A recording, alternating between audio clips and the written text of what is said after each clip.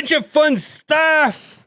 I can't wait. I'm kind of happy that the event was delayed a couple of days because I was able to take a miniature vacation and go out of town.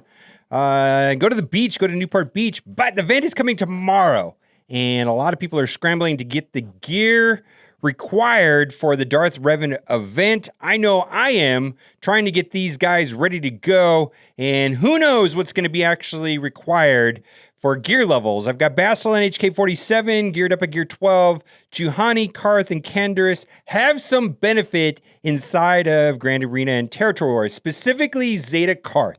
Zeta Karth with Canderous, maybe with Zalbar and Mission, with Wampa. Amazing team. The only thing I want to say is I do think that Zalbar works a little bit better, maybe a little bit more efficient on a Scoundrel Kira team with Vandor Chewbacca, but we'll see. Juhani, I'm not sold on her. Of the 5 required for the event, Bastila HK-47 seemed to be of vital importance. Zeta Karth seems very good, along with Canderous. And lastly, Juhani, most lukewarm. If I can get away with undergearing her, I would. Which brings us to this comment on Twitter, which I made, I thought was kind of funny.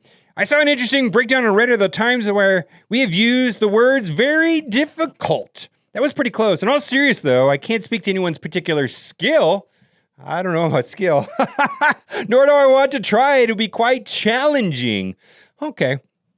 I'm not really sure what she means by skill. And then someone kind of said underneath me, by skill, she means all G12 or G11 with a Car Zeta and good mods. In the past, events have been more dependent on Zetas, gear levels, mods, kill order, randomness, RNG. Oh my goodness.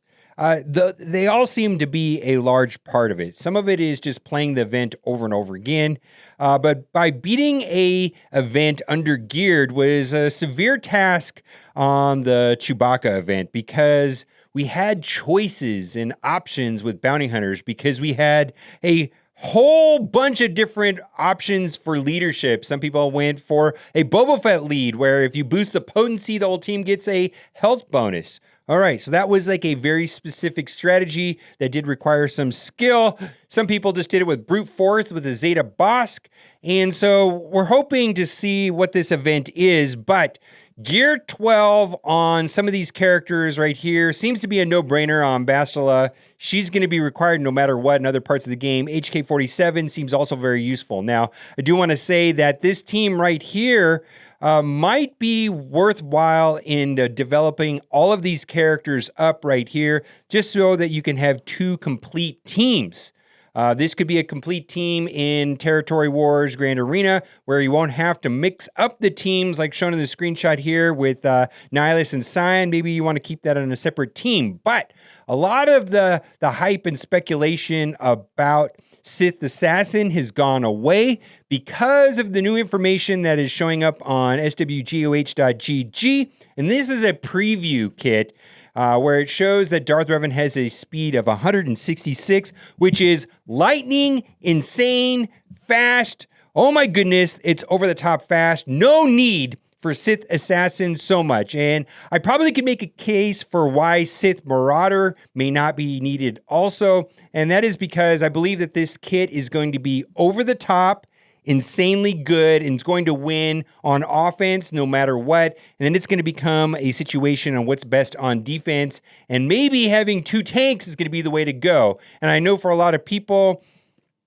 already having Cyan and Nihilus, plus right here, I just can only imagine what having 2 cooldown increases, not only with Darth Revan, but with Nihilus, and then having 2 tanks with Sith Trooper and Cyan. That sounds like a very good defensive team. And then there's tons of interactions with this middle team right here with Palpatine and the shock mechanic on Darth Revan. So we're going to have to see. But Sith Marauder does seem to be a very good and logical choice. And I think it's going to be damage output through the roof. Probably going to get crazy numbers with the Sith Marauder doing billions of damage, one-shotting characters. That might be fun to do, but I don't know if it's going to be the best on defense.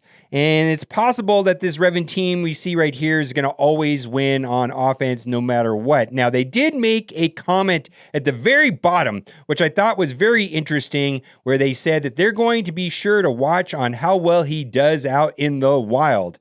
And I said, as with all characters, we will monitor how Darth Revan does in the wild for any issues and feedback. We will manage any issues and let you know as soon as possible. And the game has become increasingly complicated, and there has been so much speculation over the weekend on how Darth Revan is going to work, whether he's going to break the game or not break the game.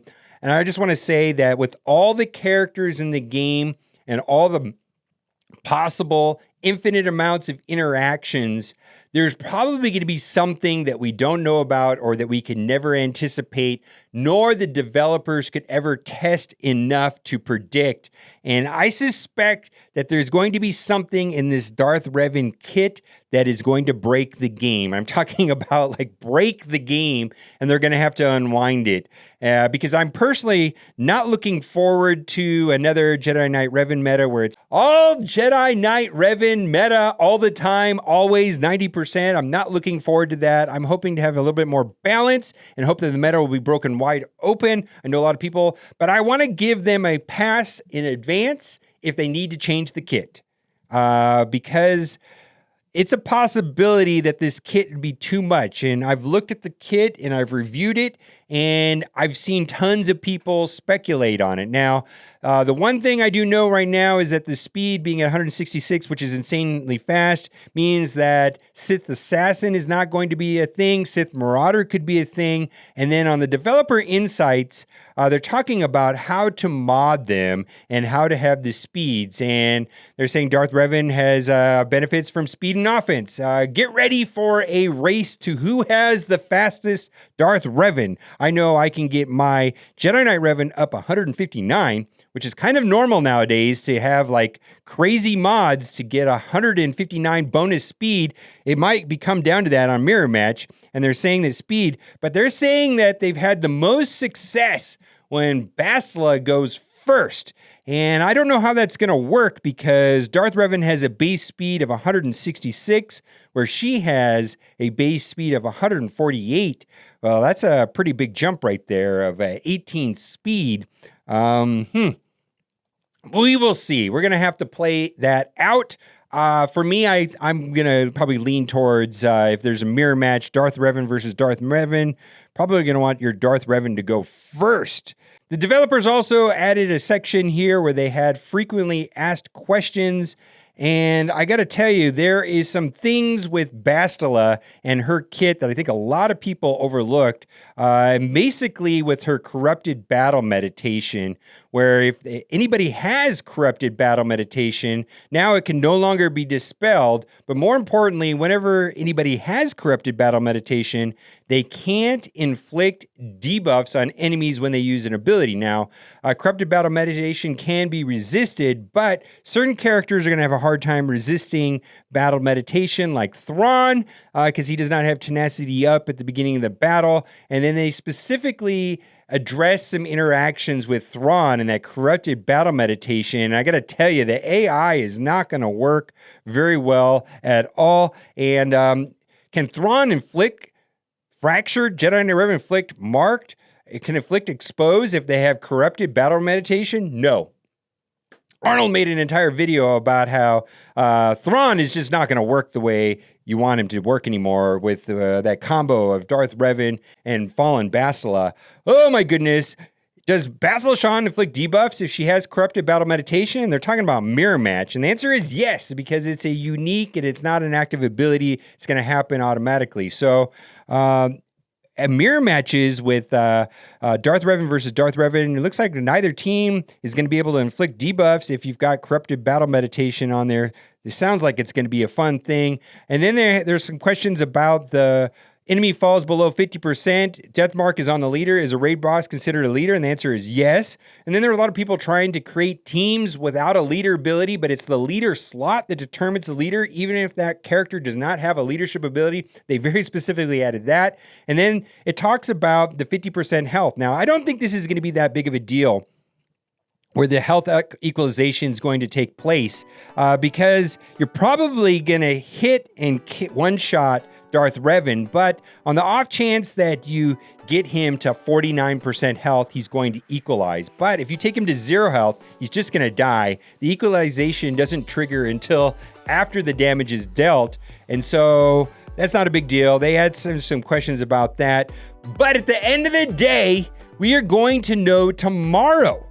When the entire thing comes out, there's infinite amount of possibilities for these kits. And the one that I wanted to bring up as well is the turn meter gain on characters with bonus protection, and that is on HK47. There's just a ton of little subtleties that we're going to see. Enemies with protection up can't gain bonus turn meter.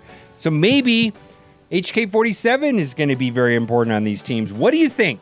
I think we're just going to have to wait till tomorrow. All right, guys. See you tomorrow.